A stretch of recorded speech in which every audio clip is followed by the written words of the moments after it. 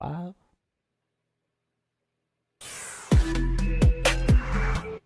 Good evening and welcome to episode 13 of the Jacksonian. As I am yours truly, Jackson Johnson. As I have with me is the host of Only Talk Sports, Jeffrey. How you doing, my man? I'm doing really good. I appreciate you for having me on for the 13th episode of the Jacksonian. I'm sure it's going to be a blast, and there's tons of stuff to talk about. Oh, there's plenty. That is for sure. We got plenty to talk about, especially with what's going on Saturday on Big Noon Kickoff on Fox between the Penn State Nittany Lions and the Ohio State. Is this the Saturday where James Franklin can get off the schneid against Ohio State and Michigan, or is it just same old James Franklin? It's tough because of the fact that Penn State is built to win, and they are built to possibly win big games. But this is a mega big game because you're talking about going on the road to play in Columbus at Ohio State, which is going to be extremely difficult because obviously there's always tons of fans. And I think that Penn State has a good team, but Drew Aller has been a guy that struggled on the road. The Illinois game and the Northwestern games, he didn't play necessarily that well on the road. And the running backs for Penn State were supposed to be a strength. Katron Allen, Nick Singleton, those two guys have not really gotten too many yards on the ground this season versus what people were expecting. But part of that's been the O-line for Penn State, which hasn't been great, hasn't been awful, but needs to improve. Penn State's defense is really good.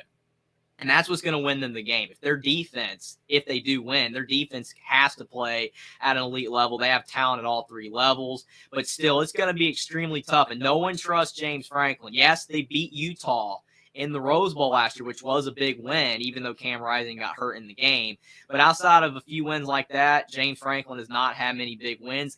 Can he win this game? Can Penn State get it done? I believe so. But me personally, I did pick Ohio State to win a close one versus Penn State. I don't think they'll get it done, but it is very well possible that they could.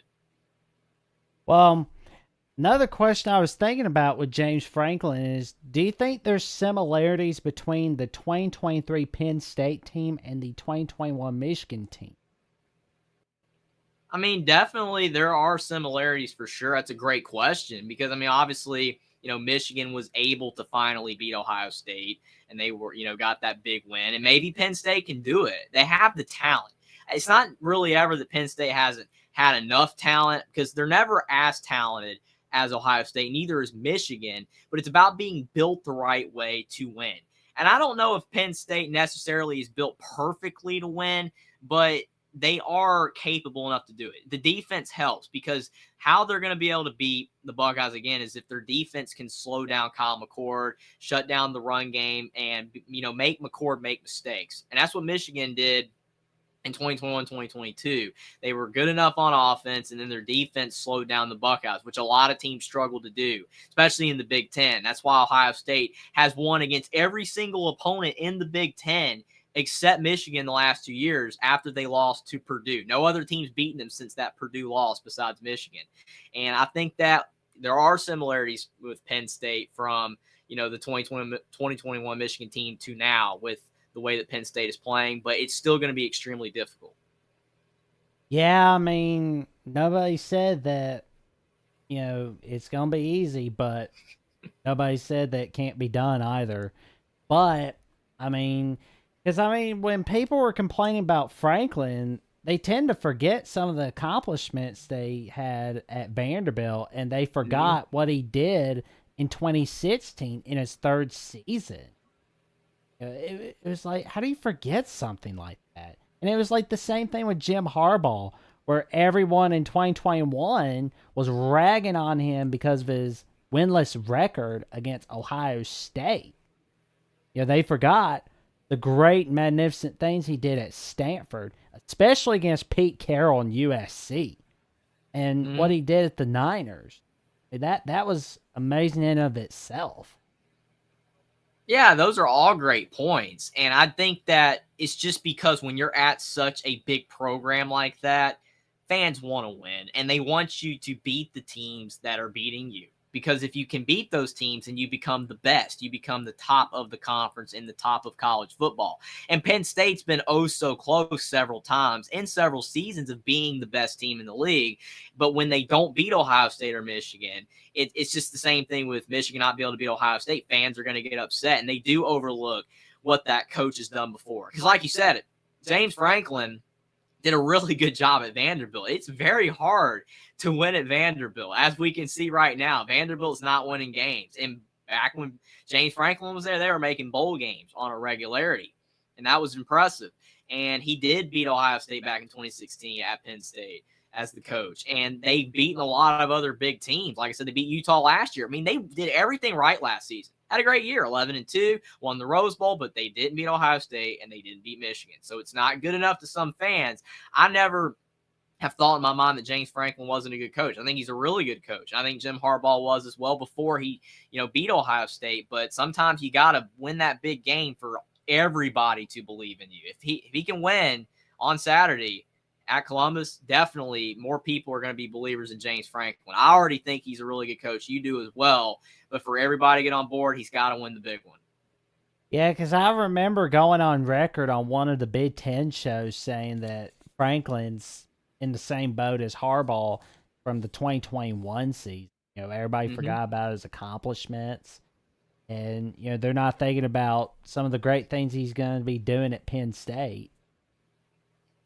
Yeah, I agree. And I mean, it's crazy that people forget, but that's just the way that people are wired, though, is to remember what they've last seen.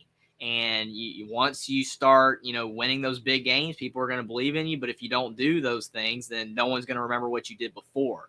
And you could have a great tenure and a lot of success. But if it stops happening, which we're going to touch on a coach like that coming up soon, but everyone's going to be saying that this guy needs to either retire or, they need to move on from this guy, even if he had tons of success for decades. So that's what people are wired to do. They remember what they last see. So again, if Franklin can get it done, people's minds will change quickly on him. Oh, well, there's another coach I wanted to touch on, but not the big one in New England yet, but we're getting there. But I was thinking about the Steelers, and they can't seem to get rid of Matt Canada, the OC.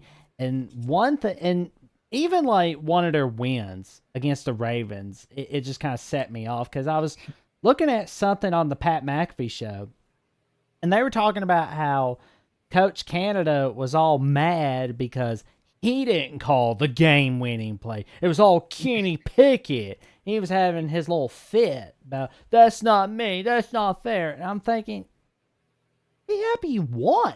You beat the Ravens, your biggest rival in the NFL.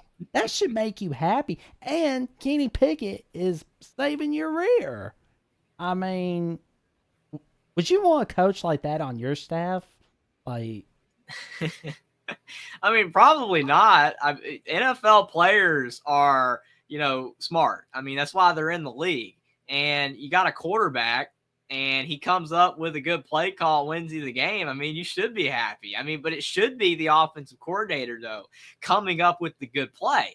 And that shows you right there that probably Matt Canada is not the right guy for the job for the Steelers. I mean, their offense has been struggling, and Mike Tomlin has been there for a long time at head coach. And people are going to start looking at him if they don't start winning, if he, doesn't make a move. So it's going to be interesting. But, yeah, that was not too good with Matt Canada and Kenny Pickett's situation. You won the game, and you're upset. That's never a good look. Yeah. I mean, it's a horrible look. It's a disastrous look. I mean, I don't want that kind of coach on my staff. I mean, if I were Coach Tomlin, I'd be like, pack your bags and go. Well, we'll see what happens. I mean, there's been a lot of rumors that he's going to be on the way out soon. I mean, even possibly that Ben Roethlisberger might, be filling in or whatever. That's been all over the place. So who knows what's going to happen with that. But definitely, if the Steelers want to have success on offense in the future, they need to make a move for Matt Canada. Well, Big Ben's a little too old to be going back to the good old days. That's for sure.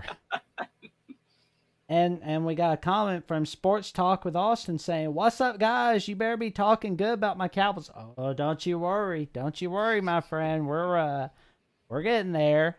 The Cowboys are an enigma.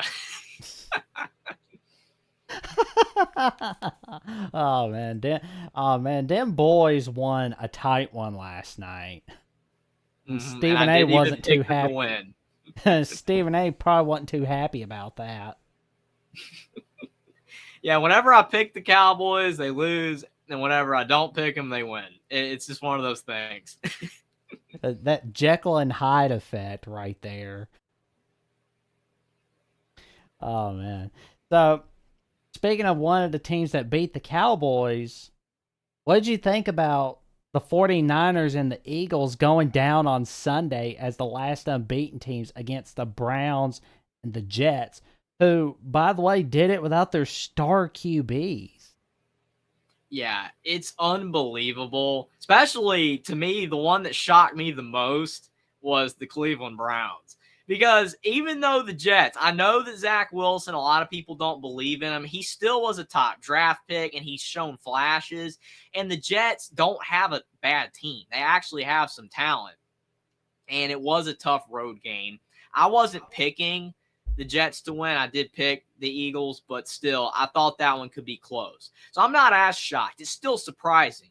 But then when you talk about the 49ers and the Browns, PJ Walker, the guy that led the Panthers at points last season, and there was not a lot of success with PJ Walker at quarterback.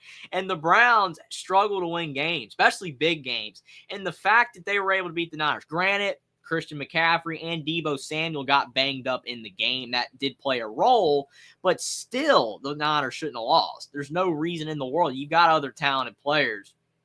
Brock Purdy didn't play his best, but I was shocked that both those teams dropped a game last week to those two teams, the Jets and the Browns. I was not expecting that. Like I said, I was more shocked by the Niners.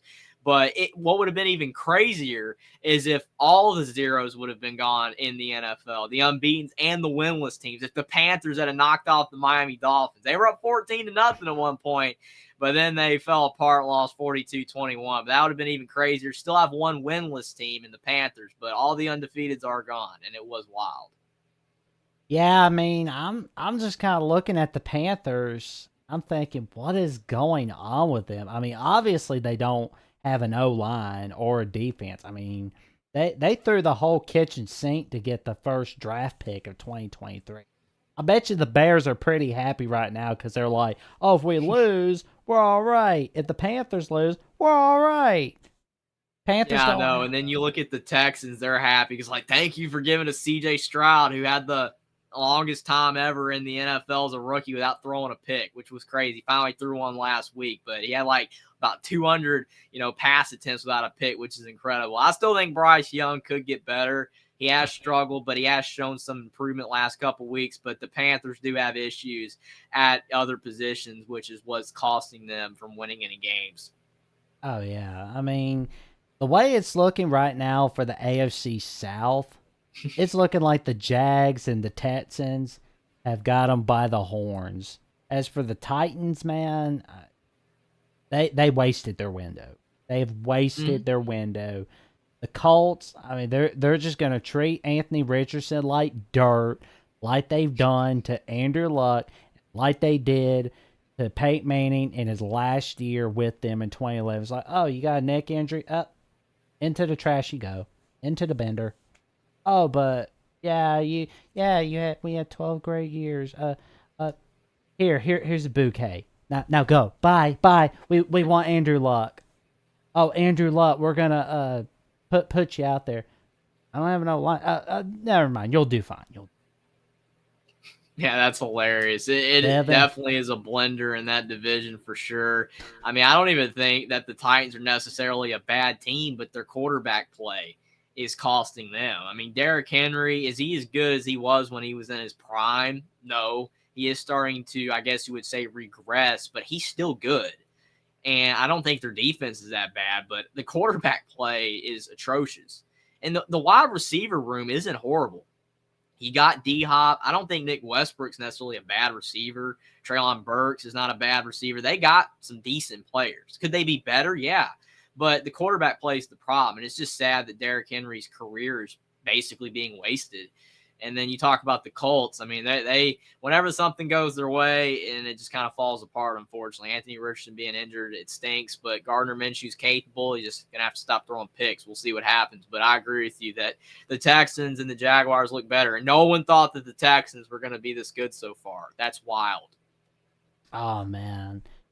You know what I love about Gardner Minshew is his backstory. I mean, like when he had a chance to go to Alabama, but then he was like, no, because then I'm going to be a staff member or a backup quarterback. I'm going to go someplace where I can really make a difference, like Pullman, Washington. At Washington State, playing for the Pirate coach, Mike Leach. Rest in peace. Mm-hmm. Yeah, definitely. I'm always saying rest in peace for Mike Leach every time I talk about him. It's so sad for sure. He was awesome. You know, a guy that was always making jokes and he was hilarious.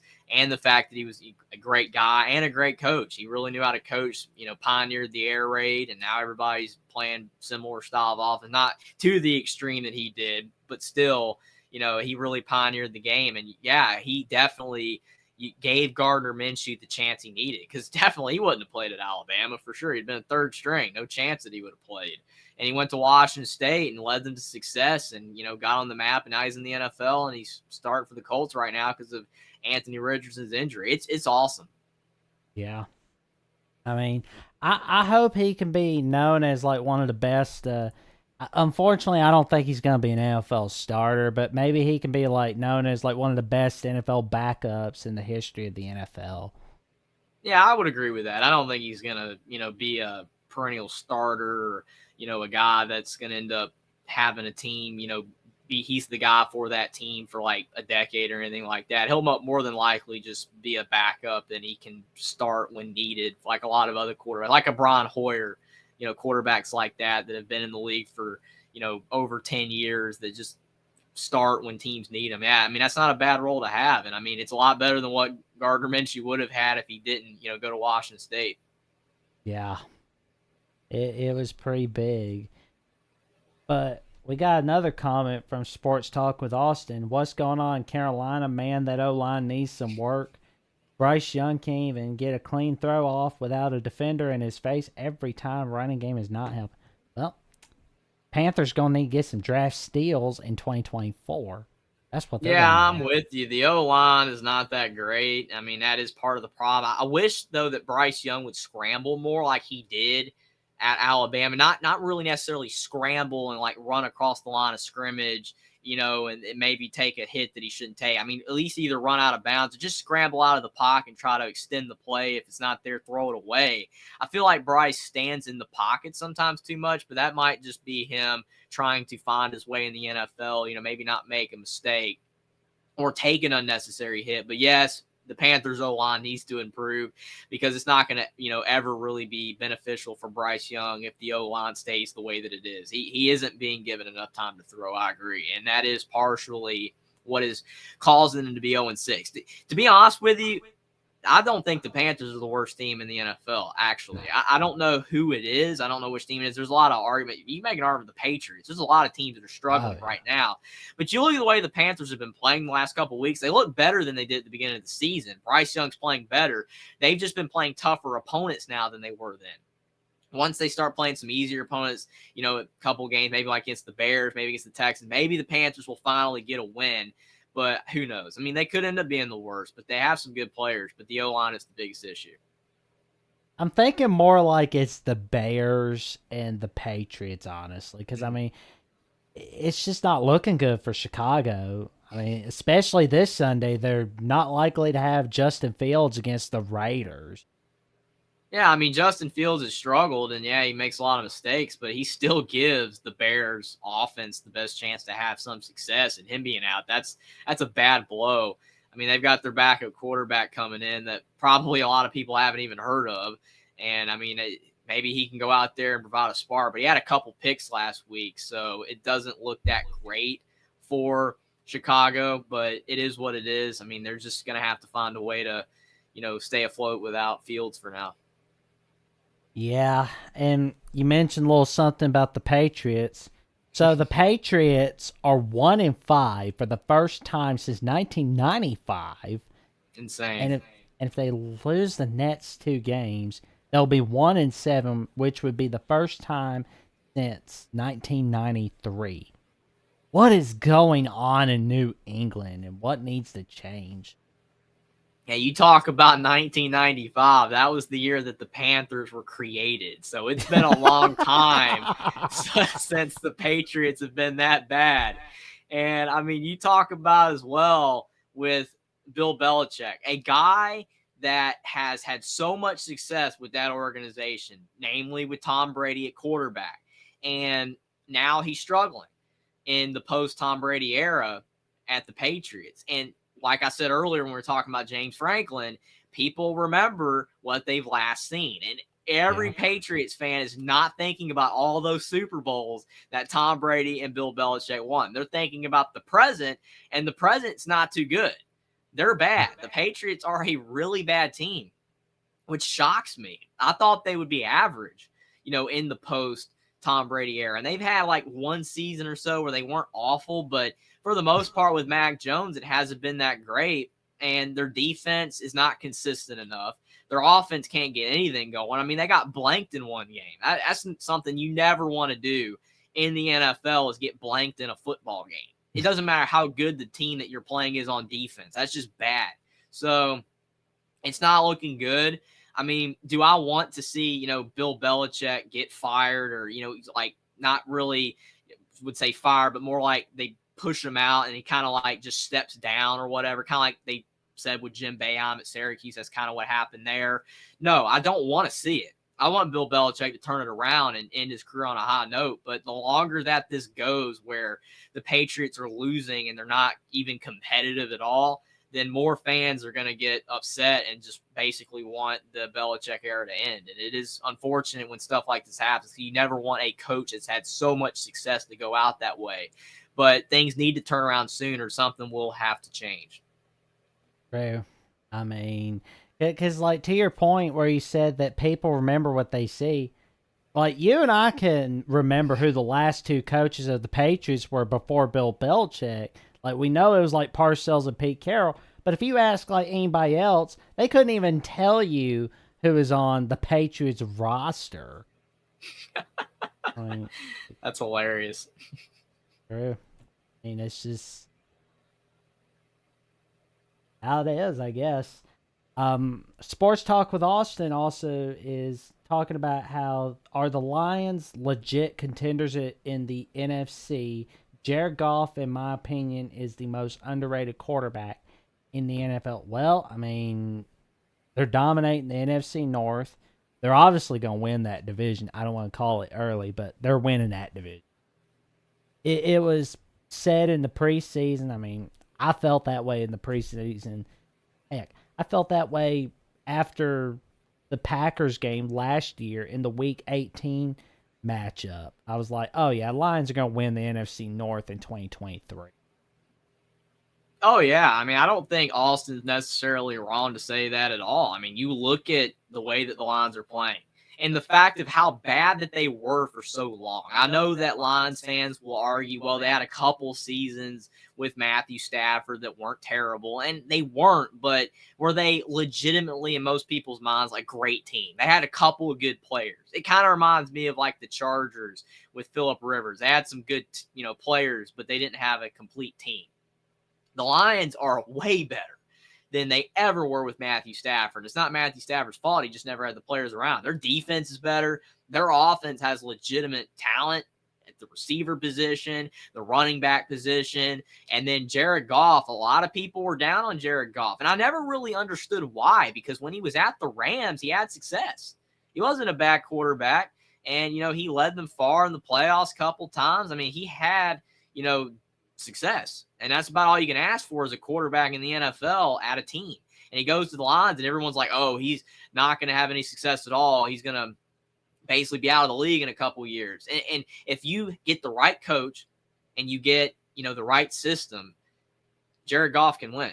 And almost any quarterback can win if you get the right coach and the right system. And definitely Dan Campbell has put so much life into that organization. It's really awesome to see Lions fans happy. you like seeing a team that's been bad for so long have success, and seeing, how happy that the fans are because they've had, to deal with so much losing for so long. And I don't know how underrated Jared Goff still is. I feel like a lot of people are warming up to him now because the Lions are winning, but he still probably is underrated. And I think, to me, I never thought Goff was bad, so it's not really a shock since the Lions have a good coach and they've gotten good players around Goff. And it just shows you, again, even if you're not an elite quarterback, you need to have talent around you. And if you do, you can win. And that's what the Lions are doing, and it's awesome to see. Well, one other factor is they were able to keep OC Ben Johnson as as the OC, which, I mean, that was pretty big in of itself right there. Yeah, because the play calling is really good. And like I said, they've drafted talent. Like Jahmyr Gibbs, a lot of people knock that selection because you don't want to take a running back so high, but he's been really good. And David Montgomery's been on the ground. He's out right now for the Lions, so that's tough. But Jahmyr Gibbs should be back. And Amon-Ra St. Brown's a really good receiver. They just got talent. They've got some good players, and it helps Goff out a lot. And the O-line's improved. The defense is solid. The Lions have a legitimate shot to be a contender to win the NFC. It's possible. I'm not saying that they're the favorite, not saying that they will, but they are a good team, a really good team. And that's something that I don't think I've ever said about the Lions in my entire life. So that's, like I said, really good for them. And we got someone in the chat, Traveling Fools. Yo. What's up, Traveling Fools? How's it going, man? Thank you for watching the show and commenting on the live chat. Glad to have you, man. And Sports Talk with Austin says, I dislike when people discredit Goff because of the great Rams defense in 2018. Well, yeah. I mean, a lot of people, when they don't think a quarterback is that good, they'll, say, well, it was the other side of the ball or it was the players around him. I mean, you can look at, Peyton Manning when he was at the Broncos and say, well, the only reason he won was because of the defense that they had. You can make that argument, but it doesn't mean that Peyton Manning wasn't a really good quarterback, because he was. And I know that people already knew he was good with the Colts, but when he was at the Broncos, that defense really helped him win, those Super Bowls. So it is what it is, but I do think that when people don't think that a quarterback's that great, they do make excuses like that. And some of them are valid. Some of them are, but I don't really necessarily think with Goff that they were. Yeah. Well, and I think that people were down on Goff because of the fact they couldn't quite win the big one. He couldn't quite win it all. I think that's why people were way too hard on him, but I don't think they're going to be too hard on him in Detroit. Yeah, it's kind of the way people are with Dak Prescott. I mean, he can't win the big one, and it's the same thing. So, until you do it, it's like with James Franklin. Until you win the big one as a coach or as a player, people just really aren't going to believe in you. True. And, I mean, they forget some of the magnificent accomplishments they made at Mississippi State, and the fact that he took over for Tony Romo in 2016 when he was hurting. I mean, that was big in of itself. Yeah, and the fact he was a 4th-round pick, which I'm not saying that should automatically make people think that, oh, he's so much better than we were expecting. But I think the draft, selection deserves to be pointed out. He was not a top pick. There was a lot of quarterbacks taken ahead of them that aren't even in the league anymore. They did the list a while back, and there was like 10 quarterbacks taken in front of Dak Prescott, and like 7 of them don't even play in the NFL anymore. So that's pretty impressive that he was a 4th-round pick and that he's still the starting quarterback for America's team, the Dallas Cowboys. I mean, granted, can Dak improve? Can he do a better job sometimes? Yeah. I mean, no quarterback's devoid of criticism, but to me, I'm just shocked he's actually still there, still with the Cowboys, still playing at the level that he is, because I didn't really expect him to, do that when he got drafted by the Cowboys back then. I mean, I thought that he had a shot to start, but he was a 4th-round pick. And he's definitely, I guess you would say, overexceeded expectations for what a lot of people think of him. But since he's been the starting quarterback for so long, he's being scrutinized, and you're not winning the big game. And I get it, but I think he still has been a success story. Yeah, he's been a fantastic one at that. Sunday night looks pretty big on NBC because we're going to be seeing the Dolphins-Eagles, but there's more to it than that. We're going to be seeing Jalen Hurts and Tua Tagovailoa going against one another. It's going to be like a little awkward reunion, so to speak. It's like, oh hey buddy, what's up? Oh hey buddy, what's up? Oh yeah, it's gonna be a great game. It's probably gonna be the game of the week for sure, unless somehow ends up not being that close of a game. But I doubt that. It should be a thriller. I mean, Miami, outside of the Buffalo Bills game, I don't know what happened in the Buffalo Bills game, but other than that, they've been playing excellent football. Their defense isn't perfect. Like the Panthers put up 21 on them, and they were, I wouldn't say easy scores, but the Dolphins defense needs to get better. If that's, what's going to keep them, from winning a Super Bowl, then that's going to hurt for the Dolphins because their offense is great. I think that their defense is weaker than some other, really good teams in the NFL this season, but still, it's not awful. But the offense, though, Tyreek Hill, Jalen Waddle, Tua Tagovailoa, it's insane how good that offense is. Raheem Mostert is electric on the ground. Unfortunately, Devon A-Chain's out right now. That's a tough loss because he was playing well too, but they've still got enough weapons on offense. But going on the road to face the Philadelphia Eagles is a tall task. That's a tough crowd, and it's at night. And to me, at night makes a bit of a difference. The crowd is always more electric to me at night, just by a bit. Some people disagree, but I think it does play a bit of a role. And Jalen Hurts, he had a bad game last week. Threw 3 interceptions, which hasn't been characteristic of him lately. He's been taking care of the ball much more lately. That was not a good performance against the Jets. And, even though the Eagles, traded Miles Sanders to the Panthers, they still got a good ground game, and their defense is still stingy. They're a good team. I mean, are they the best team in the NFL? I don't know. I don't think so. There's a lot of teams that you can make that argument for. I think the Eagles are definitely in the top 5 to 7 teams for sure. But it's going to be really hard for the Dolphins to get the win. But yeah, like you said, it's awesome that you have the somewhat of a reunion there for sure. It's really cool with Tua and Hurts. But me personally, I did pick the Eagles to win over the Dolphins by 3 points. I think that because they're at home, it might be the difference, but I would not be a bit surprised if Miami won either. Yeah, this game looks like a toss up for me, honestly. It's just like, ooh, who do I pick? Do I pick the cheetah or do I go with AJ Brown, the Rebel, who's Panther quick and leather tough? I'm going. I don't know yet. They're tough. Yeah, definitely. It was hard to pick for sure. I thought about it long and hard before I made my prediction, and trust me, it's not going to be an easy game to pick. And whoever you pick, I can see it. I can definitely see it happening. Sports Talk with Austin has another question for us. Who are you guys' dark horse contender in the AFC, NFC? Mine is the Seahawks and Browns. Interesting. The Browns. I mean, that's definitely under the radar for sure. That's a good question. Who do you got, Jackson? Oof. The NFC. I mean, Seahawks are pretty good. I mean that's a pretty good I can dark agree with horse that. for the NFC. But the AFC, I would say more like the Ravens. That's not a bad pick at all. I mean, the Bengals, they're, with Burrow's injury and everything, that's kind of, I don't think a lot of people are, necessarily high on them, but he seems to be playing a bit better and they're kind of turning it around. But that's probably a long, long shot with the way that they've looked, but they still have talent. But yeah, I think the Ravens are probably above the Bengals as under the radar. But the Seahawks, that's a good pick.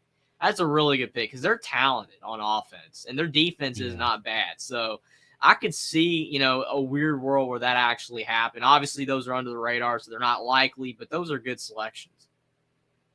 But I do have one weird feeling though. The Commanders, they could. I'm thinking they're like this year's Giants, where all the games they win are tight games, and then they win that like one wild card game, but then they can't get it done the rest of the way. That could be the case. I mean, the Commanders haven't been bad. I mean, Sam Howell, the 4 interception game that was terrible. Other than that, he's been playing fairly well, and it seems like the offense is improved with Eric Bieniemy calling the plays. Another team that was crazy last year, barely winning close games, was the Vikings. I mean, all their wins were by like one score late in the fourth quarter. Everybody was like, man, if some of those games had gone the other way, they wouldn't even have made the playoffs. So it was crazy. But yeah, the Giants were another team that, like you said, squeaked in, and then they won the first round game in the wild card. Maybe the Commanders can do it. They're not a bad team, but they do sometimes play awful. Like they're one of those teams really hard to pick. Is I watch them like some weeks they're just playing really bad. It's like, man, they don't even look that good still. But then other weeks they surprise you. Like the game they had against the Eagles, that was a good game. Played really well in that one, so they could surprise people. The Vikings, speaking of which, they're going to be on a primetime game Monday night, of course, 49ers, which that's basically kryptonite for Kirk Cousins. He can't get it done at nighttime or on like big games as a whole. He just can't get it done. Is it time to say whether the Vikings need a new quarterback or do they need to tough it out for 2024? That's a great question. I mean, obviously, Kirk Cousins is getting older. He's 35, and that does, make an impact on people's decision making if you start to play worse because, I mean, you don't want to keep a veteran quarterback that you're paying if he's not producing. Now, what's going to make it really hard for them to win this game, though, is because Justin Jefferson's out. And I wouldn't say he's the offense. I mean, to say that he's the offense and that's it would be, it would probably irritate some Vikings fans. I mean, they've got other solid players, but when people think of the Vikings, it's Kirk Cousins and Justin Jefferson. It's no one else. And him being out is going to make it a lot easier to me for the Niners to defend the Vikings. Is it because they just don't really have any other person that stands out to the level Jefferson does. And the fact that the Niners lost last week, they're probably going to turn back around and play a lot better because of the fact that they lost that game. That's what a lot of good teams do. I believe the Niners to be a really good team. I think they're one of the best teams in the NFL, even though they suffered that loss. And I think that they're going to come back around and play a whole lot better. And even though Deebo Samuel and Christian McCaffrey got injured, they look both to be able to play, especially Deebo Samuel. He's likely to play. McCaffrey's more questionable, but even without McCaffrey, I think the Niners will play better. Brock Purdy will play better. And like you said, Kirk Cousins' record in prime time is not very good. So, and without Justin Jefferson, it would be very hard for the Vikings to win. I have to side with the Niners.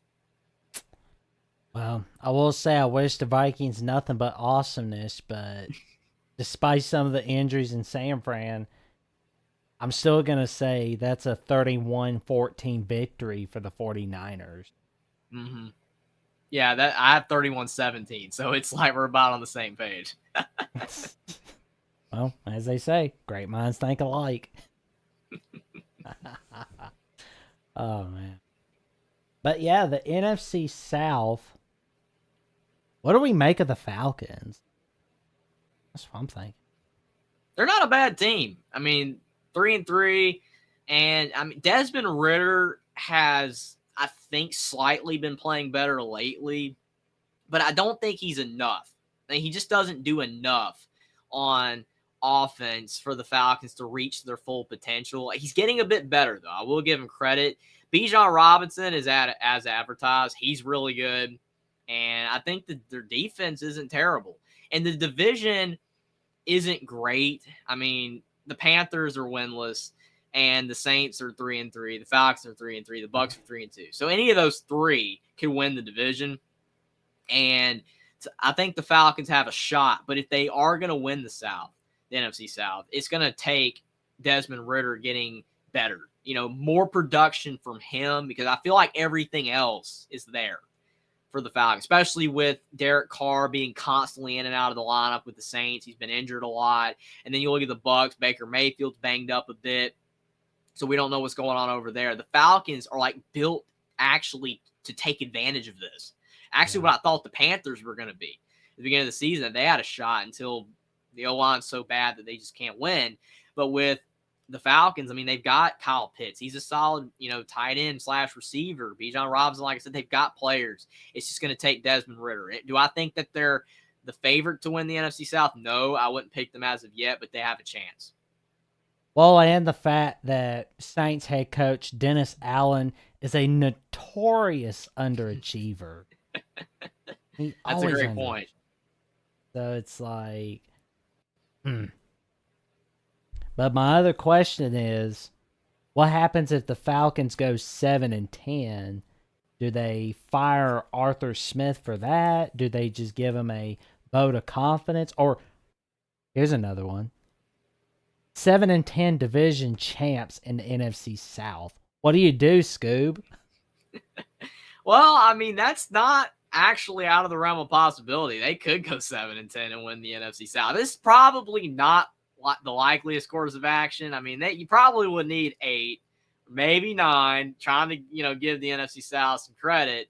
But it would be wild if they were 7-10 and did win the South. But I mean, I wouldn't fire him yet because Ritter's so young for NFL experience anyway. I mean, he's an older guy because he played in college for 4 seasons or whatever, but they are just not experienced enough. Like even Bijan Robinson, they have a young team. I would give him another year because of the fact that like that loss that they suffered against Tom Brady, with the roughing the passer call, when I thought Arthur Smith was going to absolutely lose his mind. Like, I felt genuinely bad for him in that game because it's like, no, you should have won this game, and you don't win, and it blew your chances of making the playoffs last year because the Falcons had a chance. Like, if they won that game, they could have been the ones representing in the South. But when they lost, obviously, the Bucs ended up getting it. But, man, he was so mad. So he was close last year, and if they are close again or they do end up winning the South, even if it's 7-10 or 8-9, something like that, I think that they should give him another year. Oh yeah. Well, I mean, what really hurt the Falcons against the Buccaneers last year that they didn't have a bottle of milk, they didn't have a blanket, and they didn't have a teddy bear. They didn't read Tom Brady a bedtime story before they sat there, where it's like, okay, once upon a time, we beat Tom Brady and the Buccaneers, and good night. Boom! Oh, that's hilarious. That was the problem there. Mm-hmm.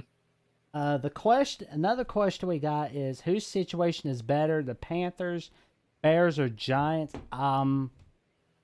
Weird to say, but I'm gonna say the Bears because of the pile of draft picks they got. Yeah, I would have to agree.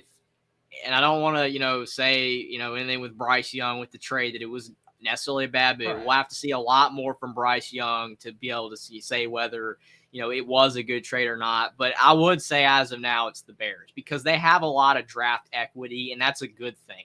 Because you talk about like the Broncos, I wouldn't say with the Panthers it's as bad as that, but it's like with the Broncos when they traded for Russell Wilson and they gave away all those picks to the Seahawks. It's like now you have nothing.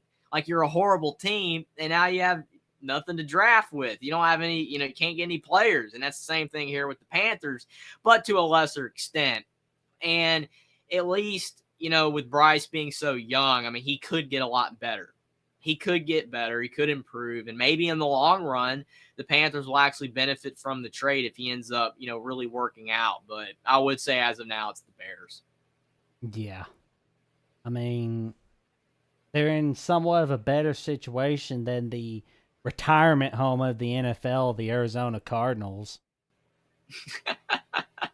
That's a good one. I mean, the Cardinals, it's rough out there too. I mean, a lot of teams are struggling, but maybe they got some brighter days ahead.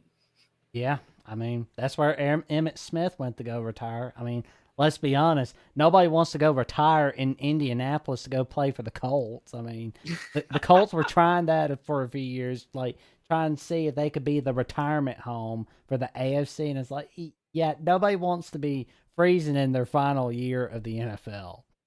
Yeah, I would have to agree. It'd be a lot better to, have your last days in the NFL be in Los Angeles or Miami or something like that. A lot warmer. Oh, yeah. I mean, it would be horrible if my retirement days had to be in the Indianapolis Colts. Yeah, and they were a bad team. Especially playing for an idiot such as Jim Irsay. I mean, oh my God. I mean, yeah, there's a lot of problems with the Colts. They got to get it figured out. To know I could get traded before imbecile like Irsay's like, you're gonna trade that guy to Denver, and I'm about to pass out. Yeah, it's a mess. I mean, when they were getting Matt Ryan and Phillip Rivers, I mean, it's just you can't have your franchise, be built on bringing in older veteran quarterbacks like that. I mean, Phillip Rivers had success the 1 year, but that's just not sustainable. I really hope people aren't forgetting some of the great things that Matt Ryan has had in his playing career, like at Boston College and at the Falcons and the Colts. I mean, one of the things that I remember from his rookie year at the Falcons was that 12 9 second comeback drive against the Bears in his rookie. I was Oh yeah, amazed. I mean, it's insane though that he's gonna be mostly remembered for the loss to Tom Brady in the Super Bowl. I mean, after being up that big, and I get he didn't score again. I get that, but it still was the defense. They were up that much, and then the defense allowed the Patriots to score all those points. Again, it's Tom Brady, but I don't really blame Matt Ryan completely there. Right. And then you talk about the loss that they just had. Remember the Colts blew it against the Vikings after Yeah. being up that game. People are going to remember that as well. I mean, they were up by like 35 or something like that, 33, whatever it was, and they blew it. I remember like I was on like the Discord last night, like not last night, last year. I mean, I don't know where my mind's going. Last year, I'm watching the Colts Vikings, watching like the Las Vegas Bowl. I'm like, hey, anybody watching the Colts Vikings? And a friend of ours, who I won't say, who was like, why would anybody want to watch that crappy game? I'm like, because that crappy game is turning into a comeback. It was unbelievable. I mean, it was like 36-3. And I was like, wow, the Colts are winning by this much. How is that possible? Because of the fact that Matt Ryan in that pocket, I mean, he's getting sacked left and right, and he can't move out there. I mean, it's ugly. And then they came all the way back. I turned it on when they were down by like 2 scores, or they were still up by 2 scores. The Vikings were still down by 2 scores. And I was like, you know what? The Colts should win. They've allowed them to come all the way back. But they should win. No, the Vikings continue to score, and then they end up winning in overtime. I was like, you got to be kidding me. I mean, it was a game that, like you said, most people probably didn't even care about necessarily, but it ended up being an insane game and, one of the biggest comebacks in NFL history. It's just sad for Matt Ryan, though, that he's probably going to be remembered mostly for those 2 games, and he did have a good career. I mean, him and Julio Jones early on was a great connection. And they were putting up insane stats and yards. So, I mean, they had success, when he was at the Falcons. It's just a shame that a lot of that's not going to matter at the end of the day in people's memory of what he did in the NFL. Like 2 of the things I remember is, like I said earlier, the 08 game against the Bears in his rookie year. But the 07 victory over Virginia Tech on Thursday Night Football, where he made that game-winning touchdown. That is something I'll never forget. Yeah, and that was back when Virginia Tech was pretty good. So, I mean, that was a big win. Oh, yeah. I mean, nowadays they just kind of talk about when we had college football, great college football, the good old days. I'm like, yeah, Virginia Tech. I don't think everybody's remembering the dominating days of the ACC like they're thinking about. Yeah, it's bad for Virginia Tech and Boston College right now, but maybe, like with anything else in the NFL, maybe they'll have brighter days ahead, but it's been pretty rough for both programs. I really hope so. But speaking of combats, I remember watching a little bit of Stanford, Colorado. So I'm sitting right here in this office. And it's like 4th quarter. I'm watching a little something, and shouldn't have done this, but I look at Twitter, see what's up. That's always a bad move. It's like, before you go to bed, look at Twitter. and I see, oh, what? Stanford's making a comeback? Oh, man. I can't believe that game. I mean, I almost went to bed. It was 29-0. And I almost went to bed. I was like, it's over. I thought this would be a close game because I don't trust Colorado at all. I didn't trust them before the game. I think I picked them to win by 7. And then when I saw them up 29-0, I was like, well, I guess I was wrong. Obviously, Stanford's just that bad. And then I saw 29-7, 29-4. I was like, they're coming back. And then I turn it on, and then it gets insane. I mean, the ending to that game and the West Virginia-Houston game were both insane football games, both of those games. But the fact that Stanford had a wide receiver that had 294 receiving yards, which is a Stanford record throughout all time, all of their history, and the fact it was the biggest comeback in Stanford football history from being down 29-0 to coming back and winning the game in overtime. It's just insane. And the fact that Shadur Sanders had a great game and Travis Hunter had a great game, but it didn't matter because their defense is so bad. I don't know what happened for them being at 29-0 to suddenly they couldn't play defense, but their defense was so bad in the second half of that game and in overtime that it allowed a team in Stanford that couldn't score against Sacramento State to put up 46. So that's just unbelievable. Bad loss for Dion. One thing that I really appreciated was that Andrew Luck, who is basically the only Stanford representative there at the game, and I saw like all these people like, you know, the amazing actor comedian Anthony Anderson and another amazing guy, Cedric the Entertainer. They're pretty cool. Don't get me wrong, but I bet you they couldn't tell me a thing or you a thing about Colorado football from the year of 2007. They couldn't tell me who was their head coach and what their record was. Nothing. I mean, I bet they couldn't tell us about Colorado from last year. You ask them, who is the Colorado head coach? It was Carl Durrell. Mm-hmm. Yeah, they wouldn't know that Mel Tucker was there either. Yeah, that's funny. I mean, Colorado, they're better. I mean, they're clearly better than they were last season, but they're this close from being 1-6. I mean, really, really close. I mean, the TCU win, they barely won. The Colorado State win, they barely won. They won on a walk-off field goal against Arizona State. So they're 4-3, but they're very close to being 1-6. Now, granted, you can spin that around and say if they beat Stanford and USC, they'd be 6-1. But still, Colorado's better, but they still got a lot of work to do if they want to be a good program. True. And, you know, I'm not like annoyed with Anthony Anderson or Cedric the Entertainer personally. Mm-hmm. It's just, I just get kind of irritated with like the bandwagon fan in general, where it's like, you know, people that were all about this team or this organization when it wasn't popular. Then you see all these swarms of people just kind of showing up saying, "Oh, we were always about that team." Okay, well, when was their last losing season? You got me, bud.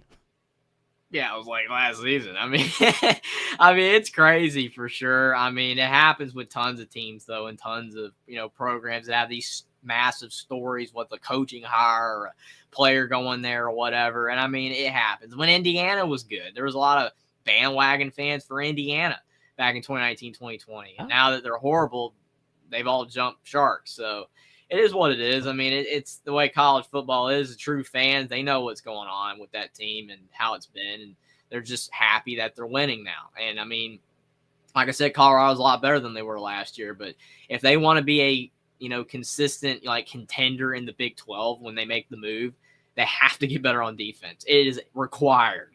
And same thing with USC when they join the Big 10. They have to get better on defense or things are going to be ugly for both programs. Yeah, USC's defense better straighten up Saturday. That Notre Dame game, 48-20. I mean, Notre Dame couldn't score against Duke, Ohio State, or Louisville on a regularity, and they only put up 251 yards of offense and they scored 48. I don't even know how that's possible. How do you do that? They had 251 yards of offense, Notre Dame did, and they scored 48. So yeah. Basically, USC just couldn't stop them when it counted, and that's the points department. Notre Dame just blitzed them. And I thought USC would win because I thought Notre Dame's offense was going to struggle, but like I said, Notre Dame did a good job putting up the points. Yeah, I mean, especially the fact that Notre Dame, who last I checked Saturday night, they're 5th in the red zone defense, but now they're 4th in red zone defense. Not a team I want on my bad side. I can tell you that. Yeah, and the fact that Caleb Williams had 3 picks too is crazy, and now he's in trouble with the Heisman race. Yeah, I mean, it's gonna get ugly Saturday night. I mean, I know USC's favored, and I know Utah's offense is nothing but a disaster, Mm-hmm. but I would be watching that Utah defense like a hawk. Although Cam beat them on the pass defense compared to the running game and everything else. And the fact that Utah is just so much better at Rice Eccles. I mean, it's a cliche at this point. When they're at home, they're True. fantastic. When they're on the road, Utah really struggles. If Cam Rising was playing for Utah, then I think that, they, in my book, would be favored to win. Like that's how confident I would be in Utah. But the fact that he's probably not still going to be available and their offense is really struggling, it's going to be hard for them to win. I could see it, though, with how bad USC has been on defense, but definitely the Trojans are, not as confidently favored in that game as they would have been before that Notre Dame game. Yeah, I mean, when I read the report yesterday from Josh Newman about how Cam Rising's taking the medical red shirt, I was Mm-hmm. thinking, this may be a little damper on the repeat hopes Pac-12. Yeah, I mean, it stinks. I mean, it really stinks because they have talent and their defense is really good, but they've had a lot of injuries, not just to Cam Rising. I mean, you talk about Brent Keithy, and they've had other players as well that have been banged up, and it stinks. I mean, they've been getting by without him for the most part, Cam Rising, but obviously they couldn't get that one win. So on the road against Oregon State. So it is what it is. I mean, they're probably not going to be able to, win a third one in a row, but they're still not a bad team, and maybe they'll be able to win without him, but it's just going to be harder to do so against USC without Cam Rising. True. I mean, especially in LA, but anything can happen in the world of college football. But I mean, Oregon Illinois will. beat Maryland last week, and Arizona beat Washington State 44-6. So that's what college football is teaching. Anything can happen. I figured Arizona was going to get one over somebody. I mean, did I think it was going to be Washington State? Probably not. I wasn't sure. But I didn't think it was going to be like this. I don't think anybody did. Yeah, that's the thing. Like Illinois beating Maryland was a shot, but it was 27-24. One score game. Like if Arizona is going to beat Washington State, be like, oh, it's 31-28. No, they blitzed them 44-6. It's insane, especially after Washington State beat Oregon State. And people have them, pretty high in the Pac-12 power rankings. They were 13th in the country in the AP. They lost the UCLA game. It's like, that kind of put a damper on things, but still, that's a tough, team to play. But then on their own field, it was on their own field too. It's not like it was at Arizona. They were at home and they lost that much. That's crazy. I mean, all you really have to do is pressure Cam Ward and you're good to go. Yeah, basically at this point, that's what the last 2 teams they played have shown us. There's your win, Colorado. But can they put pressure on Cam Ward? That's the problem. I mean, their defense. I mean, Cam Ward probably will revert and throw for 500 yards. Oh, man. That's going to be a big one, week 12. And we'll probably be staying up till midnight or 1 a.m. watching a shootout between Shedeur Sanders and Cam Ward.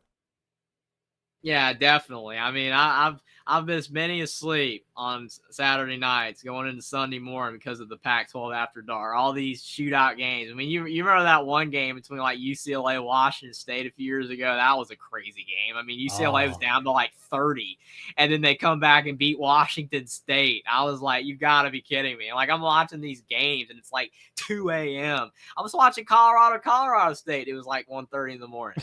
I mean, it's like these games keep us up. And then Colorado Stanford, it was late on a Friday night to Saturday. I mean, they're worth it, but they make you feel it the next day. You're tired.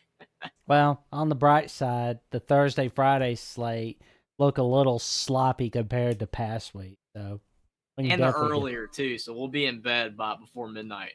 Yeah. So I mean, Friday night is like, let me see. Nope, no good games.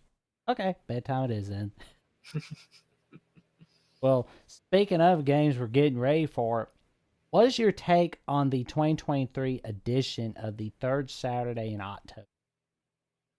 I think it's going to be a great game. I'm looking forward to it.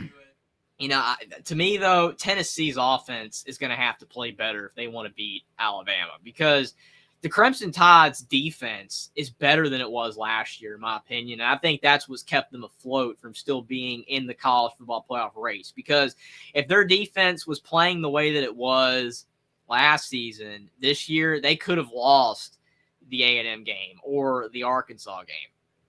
But they won partially because of the defense. I know they gave up some against Arkansas late, but they still won. So, and then you talk about Tennessee, Joe Milton is not putting up nowhere near the stats that Hendon Hooker was last year, or even what Joe Milton produced when he came in last season. I mean, he only threw for like 160 yards against A&M last week. And yeah, Tennessee won, but I think more of that was because of their defense and their home crowd and the fact that Max Johnson is turning the ball over too much for Texas A&M. And I think that the defense for Alabama is going to be what helps them win the game. If they can force Joe Milton into mistakes like Florida did in the swamp, because Joe Milton at Florida made a lot of mistakes. And Bryant-Denny is just as tough of a place to play as the swamp. So I think that's what's going to end up happening. Milroe's not perfect. I know a lot of people still don't believe in him. And I think that, he's a great deep ball thrower and he can run, but he struggles to throw intermediate, sometimes underneath. He does struggle in that department, but he's good enough in enough areas. And the Alabama defense is better than it was last year. And the run game for Alabama has been a bit better this season than it was last year. And it's at home. I think Alabama is going to get revenge on Tennessee and beat them by about 7. I think I said like 31-24. Something like that. So Tennessee just doesn't have enough offense. If they have more offense, then they could win. I hope Bama gets revenge. Like in past years, I'd have been absolutely positive, but reason why I'm just not quite as positive on my Crimson Tide is because of those penalties. Yes. The penalties are a problem, which is something that shocks me because like the 2020 national championship team and like in prior years, Alabama was always disciplined. They were one of the fewest penalized teams in college football almost every single year. And the last 3 seasons, they've been one of the most penalized teams in college football. That's bizarre. I don't understand why. And that has almost cost them a couple of more games and just besides that Texas game this season. So I agree with you. If Alabama wants to have a shot to make the college football playoff this year and win out, they have to improve on the penalties. And they have to, have Milroe show more improvements, but definitely the penalties because penalties do cost you games. Well, I think what's really been hurting us is that we don't have Scott Cochran. The moment that he left for Georgia, it's been really ugly. Mm-hmm. It's crazy that a coach that a lot of people would not even talk about makes a difference, but sometimes it can. Everybody behind the scenes can make a difference. Oh, for sure. It's not just the guy in front, it's the guy in the back room. Mm-hmm. A bit different. Scott Cochran. Like with a Cochran's movie, the guys behind the scenes make a movie even better. Same thing. Lights, camera, action. Gotta make sure your hair's done, and we gotta make sure this part, got your lines ready, appointments, everything, check. That's what you gotta do, It's. I guess we will wait and see, but I have a feeling Bama's gonna slip up. I don't know if it's gonna be against Tennessee or LSU or Auburn, but I'm just not seeing this Crimson Tide team as a playoff team. They're just not. I'm with you. I don't think that they are either. They have too many question marks and they make too many mistakes in games. I picked them in the preseason to go 10-2 anyway. So if they did slip up again, then my, prediction for them would be completely accurate. I just saw a team that had too many flaws to really say that they were going to go 11-1. They could. They have the talent to go 11-1. But I do agree with you with the mistakes, with the penalties, and, the fact that Milroe is just not as good as the quarterbacks they've had previous years. They're probably going to slip up again. Yeah. But we know we're not slipping up against Chattanooga or Kentucky. That I'm if they did lose to Chattanooga, that would break the internet. But yeah, that's not happening. Oh man, a lot of people would be talking about that. Yeah, I mean, they still talk about UL Monroe in 2007. It's like, well, that was Saban's first season. I mean, you got to cut him some slack. Alabama wasn't that good back then. But if it happened now, it would be like, oh, we gotta move on from Saban. He's not good anymore. It's like, come on, guys. I mean, granted, that would have my mind be thinking too. I'd be like, something's wrong here. Alabama losing to Chattanooga, unbelievable. But yeah, that would be crazy. Oh man. Oh man. So I'm looking at the AP poll for the college basketball season. Mm-hmm. What's your take from it? And can UConn repeat as national champ? Now, the question about can UConn repeat as national champs, I think that it is possible that they could because of the fact that they are talented enough. It's not crazy to say that they could. But what's tough with, to say that a team's going to repeat is because I feel like when a team does win it all, then a lot of other teams figure out how they won it. So then when they play them again, like, teams can really study them and how they got it done, then they're able to more easily beat them. I will say, too, though, with the Adama Sanogo leaving, that's tough because the combination of him and Donovan Klingman was just fantastic. I mean, it was almost unstoppable in the post. And, they don't have all of their players back from last year's team, but they did bring in some talent. I mean, they have a good recruiting class led by Stephon Castle, who's a 5-star guard/forward, kind of a 6'6" type of player. Really talented, and they brought in Cam Spencer from Rutgers through the portal. So there's enough there. There is enough there for UConn to win it again. To say, if someone asked me, like, basically to your question, that is impossible that UConn can win a title this year, I would say that's not correct. It's possible. It'll be hard, though, because there are a lot of other good teams. Like Kansas, I see why they're number one. That was my first thought, that I'm not shocked that Kansas is number one. I mean, Hunter Dickinson through the portal. They've got Kevin McCullough back, DeJuan Harris. They have a good recruiting class as well. They're loaded. I mean, they had to basically have guys leave the program. They were so loaded. There was guys that were talented that entered the portal, went to other programs like MJ Rice to NC State and Zuby Ejiofor to St. John's. Those guys left Kansas, and they were pretty good players that just didn't get to play because that's how deep Kansas is. So I'm not shocked Kansas is number one, and I do think UConn can possibly win a title this year again. It's going to be hard, though, but I'm a bit shocked Purdue's over Michigan State. I think Michigan State has a more balanced roster than Purdue does, but I know that a lot of people disagree. Well, I mean, one thing that's going to help Purdue is that they don't have Fairline Dickinson.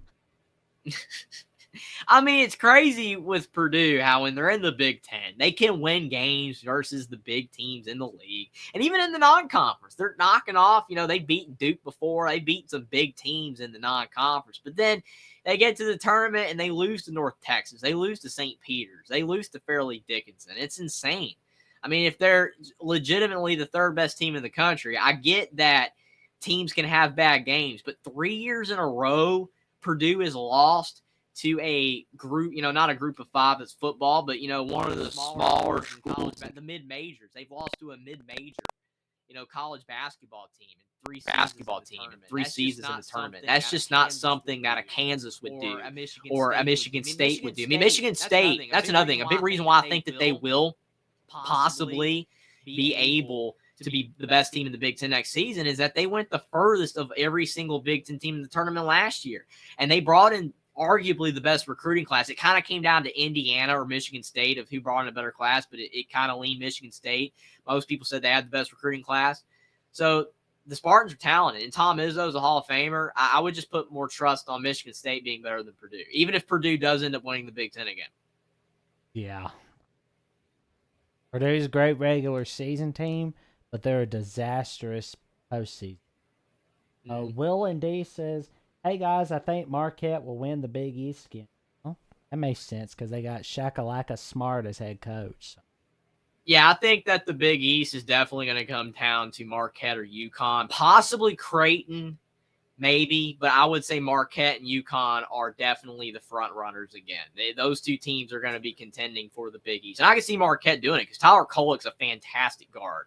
I think he's underrated. A lot of people don't even talk about him. And they lost a couple good players, but they've got a lot of talent back. So, and Shaka Smart's doing a good job there. So I think it's those two teams. Creighton losing Nemhard to Gonzaga and then losing Kaluma to K-State. Those are tough losses, but they're still a talented team. And maybe a team like St. John's or Villanova can surprise. They've, got some talent as well. But I think it's Marquette or UConn.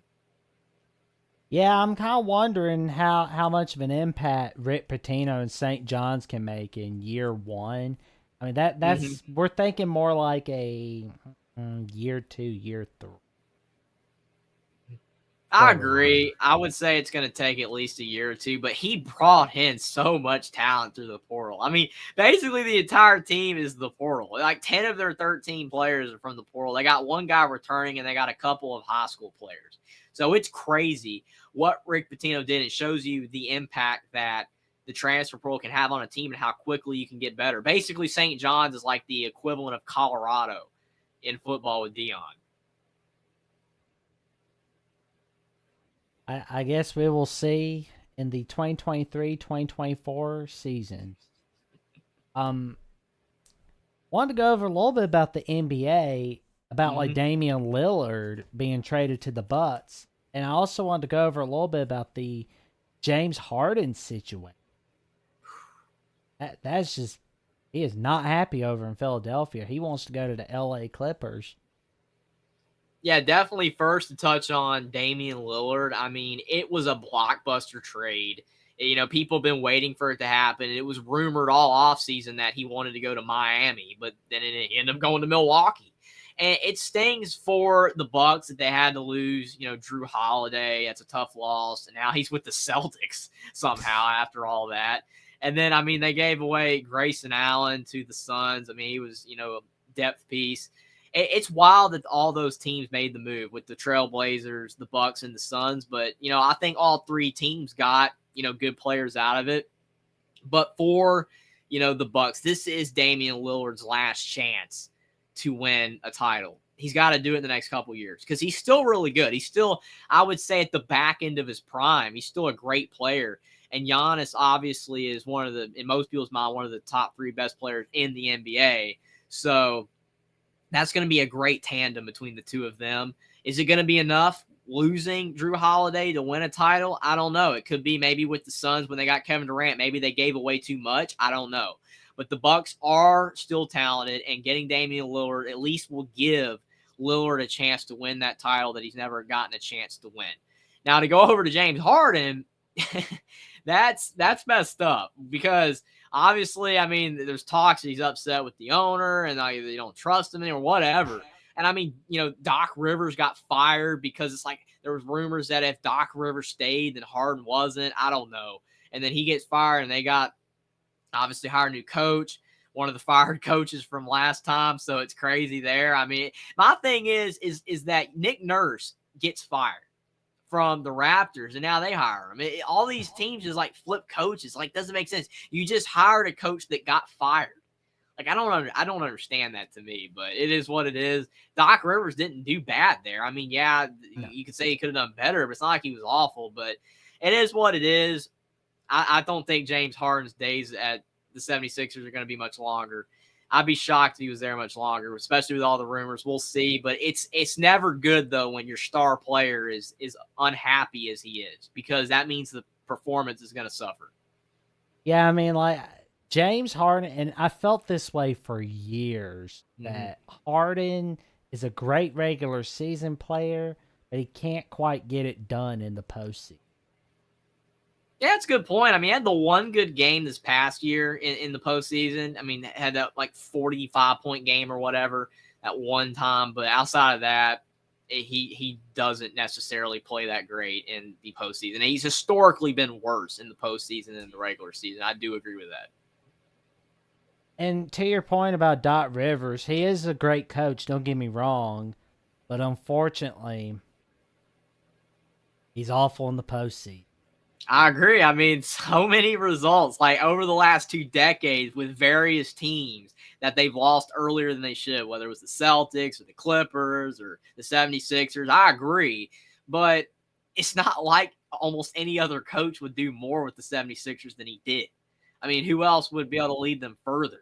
I don't really know that there's anyone that would. I mean, the NBA is competitive right now. At the top, the teams that are at the top are really good. And I just think that the 76ers are like a player away. When you talk about Maxey and Harden and Embiid, it's a good trio, but it's not enough. There's just not enough there. And I don't really think any other coach is going to be able to get more out of that right now than what Doc Rivers did. But I could be wrong.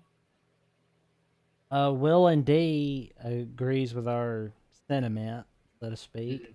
Doc is an underachiever, and he also asked, "Is Kike Brenner back?" Uh, that's more of a Jeffrey from Only Talk Sports question. You might want to ask him. That's a good question. I actually, as of now, I can't answer that. That's actually a good question, though. I'd have to study up on that one. I'm guessing he's from like the Big East. I want to. What a crazy trade! Gonna be an amazing pick and roll. Are you talking about Ryan Kalkbrenner? Is that pronounced it? Ryan Kalkbrenner? Yeah, he's back at Creighton. Yeah. He's back. I actually wasn't 100% sure who you were talking about, but I got it. Kalkbrenner. Ryan Kalkbrenner is back at Creighton. That's why I think that they're potentially going to be, the third best team in the Big East, because they do have Trey Alexander back. But I feel like without Ryan Nembhard, though, that's tough, because Ryan Nembhard and Trey Alexander were a good duo in the backcourt. Then you had Kaluma on the wing, and then you had Kalkbrenner. That was a really good starting, lineup that they had. I don't think they're going to be as good. They did bring a cut. They brought in Stephen Ashworth through the portal. He's a pretty solid player that might be able to replace Kaluma a bit, but I think that they will be the third best team in the Big East. Kalkbrenner's return's big, but since they didn't return the whole starting five, I just don't think that they're going to be able to win the Big East completely. Sorry about that. I just didn't know who you were talking about at first, but I got you. You're all right, man. You're good to go. But one question I've been thinking about, this just been like intriguing my mind. So now that I see Florida Atlantic is 10th in the preseason poll, and after that magnificent Final Four Cinderella run that they made, and the fact that they were able to get Coach Dustin May to stay, are we ready to say that Florida Atlantic is up there with the likes of BCU, Gonzaga, Butler from the old days before they joined the Big East? Maybe.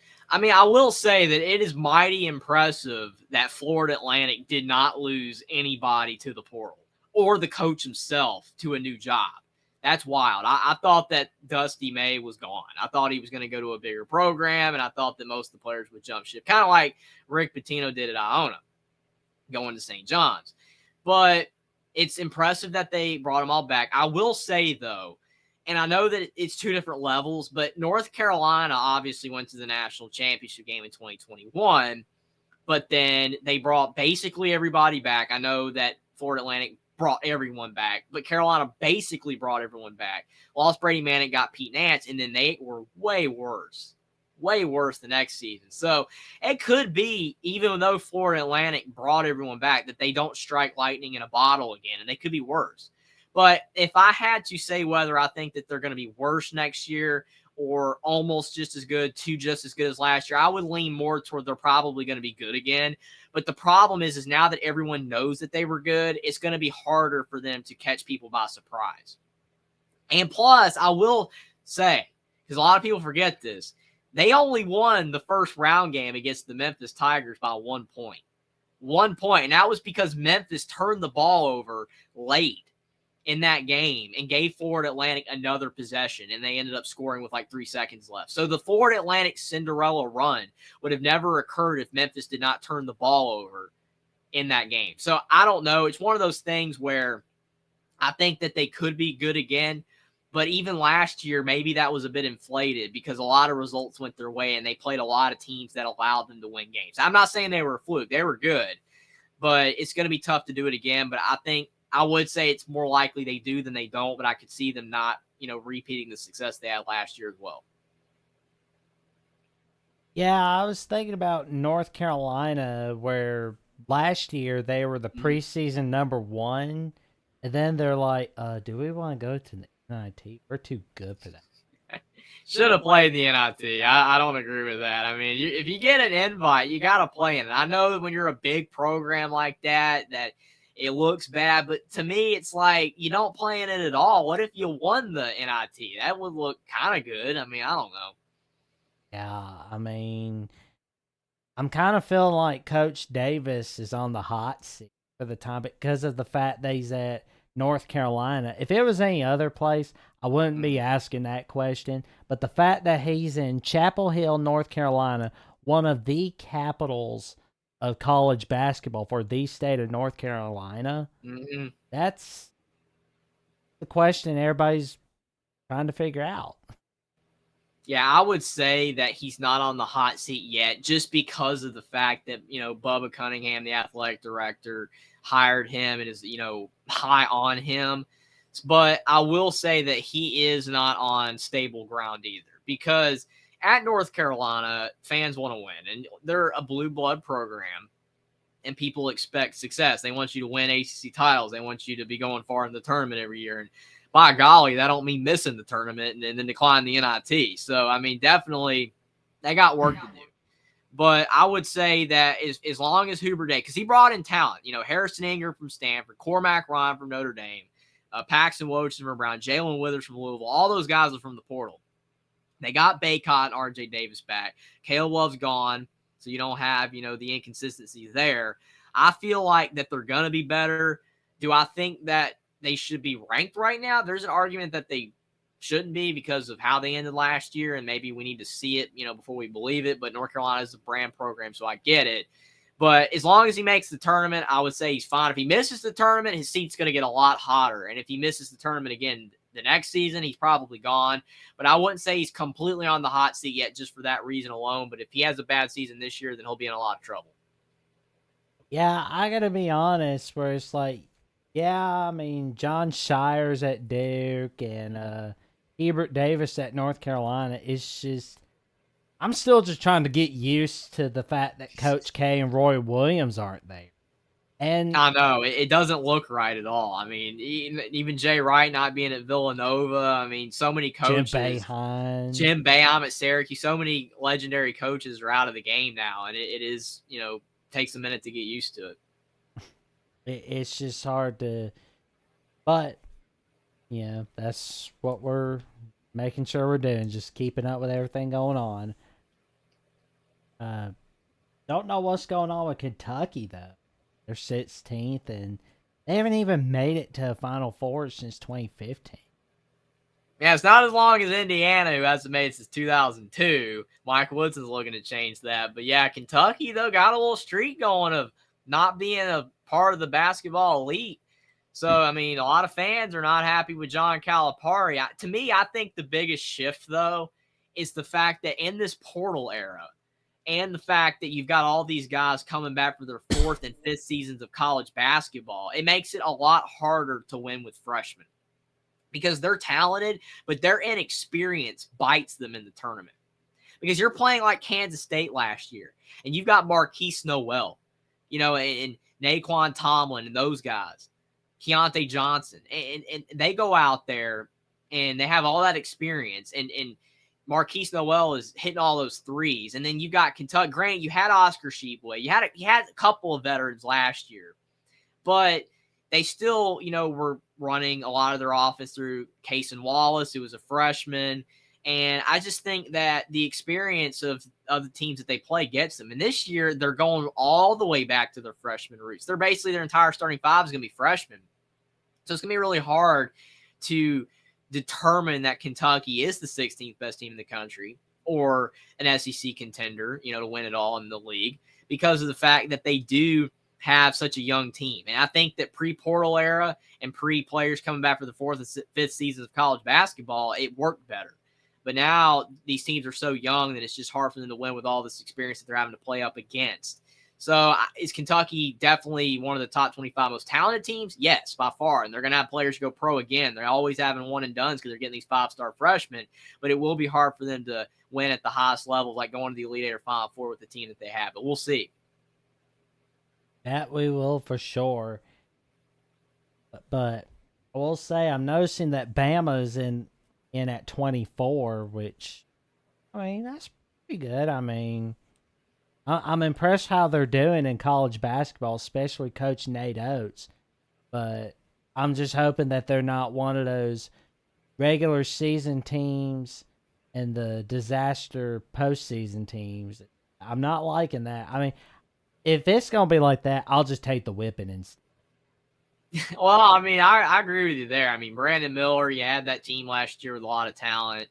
Javon Quinterly, tons of Mark Sears, and they lost way earlier than people thought. To San Diego State, a team that ended up going far, but all the way. But still, it's just Alabama was supposed to be better than them, and they should have won, you would think, and they didn't. And they have lost early a lot in the tournament with Nate Oates. 24 is a fair spot. I mean, they brought in some talent. They got Grant Nelson from North Dakota State. I mean, they did lose, Jaden Brownlee and Amari Burnett in the portal. Obviously lost Brandon Miller, but they got some guys coming in. Then I think that 24 is fair. I mean, you could have had him in the other team votes, but I think Nate Oates has done enough, and he's got enough talent that they could be a fringe top 25 team this season. I just wonder if he's going to be staying at Bama for a long time or if somebody big is going to. If he said something like, I would love to coach at North Carolina one. Uh, uh, call Hubert Davis. We got to have a talk. I will say, though, that if he wants to go to a program like that, he's going to have to keep up the high success and not have, more of these bad postseason, runs, because that does hurt your image. That, teams want to see a coach that is good in the regular season and in the tournament. And if he keeps having early exits, it will be harder for him to get a high profile job. But I think he's still, I guess you would say, young enough, and I guess has done so much at Buffalo and at Alabama in the short time that he's done, that he would get hired at a bigger program. But if he's at Alabama for too long and they keep having early postseason exits, it will be harder for him to get a job like that. Oh, yeah. Which, I mean, it may not even have to be a North Carolina. It could be like something bigger. I just wonder. Like Texas or something. Mm-hmm. Oh, yeah. But I'm sure they're pretty happy with their coach for the time being. Mm-hmm. But I just wonder who in college football or in college basketball or NFL is going to do like the same thing that Miami did when they hired Cristobal. When Cristobal was like, hey, I would love to go back to I just want to go back home. Oh my God, I want to be close family. And then the Miami AD's like, you really want to come back home? Yeah. Okay, call up Manny Diaz, boys. Call him up, boys. Diaz, we've had a great 3 years. It's we've had a good run. Okay, we're bringing in Mark Cristobal to replace you. And we've seen what he can do at Oregon and what he did at Florida International. And goodbye. Oh, yeah, it's hilarious. I mean, it could happen. It happens all the time with coaches, especially with the alma maters and, with other guys, and they bring them in and then the old guy gets, canned or whatever. But I mean, yeah, that's funny when you said Manny Diaz having a great run. I wouldn't say it was a great run, but yeah, they're gonna make it sound good to try to, soften the blow. But hey, I mean, still, Mario Cristobal, if he wants to have success at his alma mater, you got to kneel the ball next time when you're in have the victory right in front of you. But yeah, I will say that when you've got, a job like that is your alma mater, it makes it tougher because of the fact that fans want you to win. I mean, look at Scott Frost in Nebraska. I mean, he came in with all that, hype, and fans were so excited that one of their own great quarterback in the early 90s was coming back, to coach Nebraska, and then it didn't work out, and then fans were upset. I mean, you have to win. Like Mike Woodson is winning at his alma mater, Indiana basketball. Jeff Brom so far, besides the Pitt loss, has been doing good at Louisville. That's what you got to do at your alma mater. You just can't come back and then lose a lot, because then, unfortunately, it hurts with the fans, because they really want that guy to succeed because they like that guy for what he did as a player at that school. Then it doesn't work out as a coach is tough, but it could happen. I mean, it happens all the time, and especially college sports. Oh, yeah. I'm just waiting to see what's happening in the hot seat world of college football because, like, I'm glad nobody's been fired so far, and nobody wants to see Besides Mel anybody fired. Tucker. Don't get me exactly, but Hmm. that was like an emergency firing. Hmm. But everybody else, they've just been able to sit still for the time being. You know, whereas like in the past 5 years, we saw somebody getting fired after week 3 or week 4, week 5, but Hmm. we haven't seen it with the exception of Mel Tucker. Yeah, it's been awesome. I mean, it's glad I don't like when coaches get fired. I'd never like Yeah. to see it. But you talk about like Eli Drinkwitz. He's helped his case for sure of not getting fired at Missouri. Neil Brown before the loss to Houston was doing really well, and I'd still say that the 4-2 start's pretty good. Obviously Jeff Halfley at Boston College isn't in the greatest shape in the world. But he's avoided getting fired so far. Tom Allen at Indiana. I mean, he's got to start getting some wins. Ooh. But he's got a big buyout still, so I still think he's safe. But yeah, so far there's been no one fired. It definitely could happen, but I do think that it's been nice, like you said, not to see a coach get fired yet. Besides Mel Tucker, I don't like seeing Good. coaches get fired, but I know why programs have to do it because you want to win. I got a feeling that we will see November firing though. Like I'm thinking Probably. we'll see late October. I mean, we're already in mid October, but late October, early November firing. That's the thing to watch out for. I mean, Dino Babers, he's another one on that list because I mean he tends to do well before Clemson, but then he falls apart after playing Clemson. Yeah, it's crazy. I mean, the thing is that a program like Syracuse, where it's already really tough to win, and then you have a guy like Dino Babers that basically gets excited when they make a bowl or when they win a decent game, he's excited. I mean, there's nothing wrong with being excited about it, but you should want more for your program. It's kind of like Iowa with their offense. Everyone's like, well, we're winning games and we're in the top 25 again. It's like, true. But if you had a good offense, you could be in the college football playoff conversation. You could legitimately win the Big Ten if you had a good offense with your great defense. But unfortunately, a lot of teams and programs settle for with what they have, and that's just not a winning mentality. Yeah, it will cost you in the long run for sure. Will and D says, I think Dana Holgerson would have been fired if they lost. I could definitely see that possibly. You could see his face when West Virginia scored the touchdown with 12 seconds left. You could see his face. I know it's because it was against his former team that fired him, but I saw Dana Holgerson's face on, FS1 when they showed it. He was upset. So it's like he could have been fired if they lose that game, but they won. So he's staying alive for now, but that was rough. And Dana Holgerson is definitely on thin ice, but hopefully he can turn it around. Oh yeah. I mean, right now I'm kind of thinking the West Virginia fan base and the goodwill that Mm-hmm. Neil Brown's kind of created. I'm thinking right now they were thinking at the moment they were like, we gave up the game, soiled it, soiled it. Oh yeah, SpongeBob baby. Oh man, that's hilarious. They definitely spoiled the game for sure. Soiled it. Man, Man. the algae's always greener.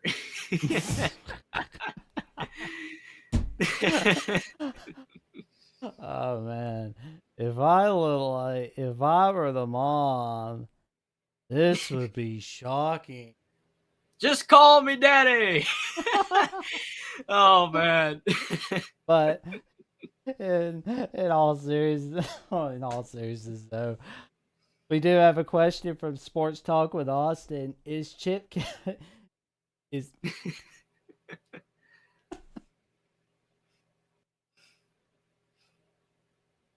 yeah, is Chip Kelly's seat? He'll get a vote confident. He's not in bad shape. He was in worse shape a couple years ago. He was on a much hotter seat 2 years ago. They've been doing better the last couple of years. I mean, they're still ranked 25th right now. I know they just lost, but I mean, it wasn't a bad loss at Oregon State. I mean, as long as UCLA goes 7-5, something like that, I think it'll be fine because Dante Moore is a freshman and he's probably going to get better as long as UCLA can keep him. That's the key. If they can keep him, then, for not transferring, I think Chip Kelly's fine. Oh, yeah. They do get a little bit of a breather, although Colorado might not agree with this. But Stanford Cardinal, that's a bit of a breather. Colorado's a little bit of a breather. Although They should TCU's win not those going to games. be happy hearing me say that. For sure. So there's some easy wins. I wouldn't exactly be saying Arizona. Not right now, the way that they're playing. Early in the season, I would have said yes, but man, ever since they brought in Noah Fafita at quarterback, some spark's been had it in Tucson. But I will say though, is this just the second coming of Mr. October though? You had Khalil Tate a few years ago. He was Mr. October. And now you bring in Noah Fafita, and he's playing like Mr. October, putting up insane stats. Is it just going to be short-lived, or can it continue into November? Because that's when Arizona has struggled in November. So we'll have to see. Good. That's a good question, no doubt. Arizona State's on the schedule. That seems to be a cinch for USC. Well, I guess all you got to do is put a lot of pressure on Caleb Williams, and you're good to go. Mm-hmm. Then there's Cal. And they can win 8 games, maybe 9 if they play well. Not impossible. Maybe they could get him. Who knows? Maybe if they focus on Arizona, then they're good to go. Maybe if they focus on Arizona State, they're good. It's like last year they didn't. They're at the Rose Bowl, and they're just thinking about, oh, we're gonna have a big game against USC next week. Arizona's like, can't overlook them. Don't pick on my guy, Coach Primetime. Oh, man. I love it. It's like you say anything slightly derogatory about Colorado, slightly negative, and it's like you're anti-Prov. It's like Prov's doing good. He's doing good. He brought in all great. the transfers, and they're better than last year. It's just they've got a lot more work to do to get really good. Well, they got to work on that defense. Can't expect Travis Hunter to come save the day or Shedeur Sanders to save the day forever. Definitely not, because they're going to be in the NFL if they keep playing at this high of a level, especially Travis Hunter. And the Oregon fan nation, they were happy when they chewed up Colorado like a chicken nut. I thought Oregon was going to blow them out, but not like that. I was not expecting 42-6. I was just like, okay, this is a little too violent for me. I'm turning it back.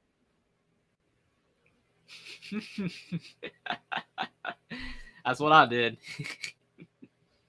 Well, and Will ND has a comment for us. I'm worried about Sam Pittman and Dave Aranda. I could see that, but I think the buyout is going to help Sam Pittman out for another year, and he's got an AD who really likes him.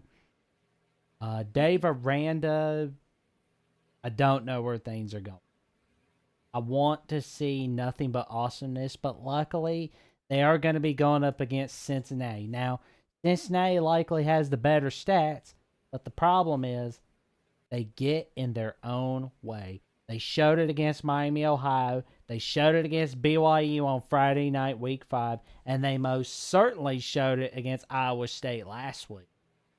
Oh, yeah. Cincinnati's turning it over way too much. Emory Jones is 11 touchdowns, 8 picks. They're fumbling. So, yeah, if Cincinnati can play a turnover-free game, that'd actually be pretty decent. But I will say that Dave Aranda is probably in worse shape than Sam Pittman. I agree with that. It stinks, too, because I like both. I really do. I mean, when you look at someone like Dave Aranda, how good he was doing a couple years ago, it's surprising to see how poor that they're playing. I don't think either coach is going to get fired yet, especially Sam Pittman for the buyout. But they need to start winning, though, to get back on, the good side of their fan bases. I'm ready to see if Arkansas can turn that jukebox on against Mississippi State. And they could. I mean, Mississippi State's really struggling right now, especially on defense. So it could be a prime opportunity for Arkansas to get their first SEC win. They haven't been playing terribly. There we go.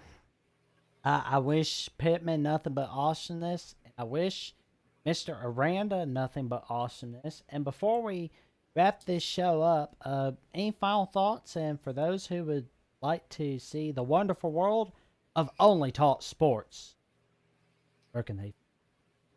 Definitely just, really glad that you had me on for the Jacksonian episode number 13. It was a blast, just like we knew that it was going to be. Appreciate everyone for being here as well. And you can find me at YouTube at Only Talk Sports. That is my channel name. And I talk college football, college basketball, and the NFL and the NBA. And you can find me at Twitter at Only Talk Sports as well.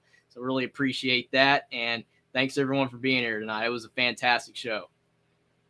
Well, it's been an honor having you on, and one of these days we'll probably have another fantastic episode such as this. Sounds great. Can't wait. It's gonna be amazing. You can like, comment, subscribe, click notification bell. I'll catch you next time. Good night, everybody.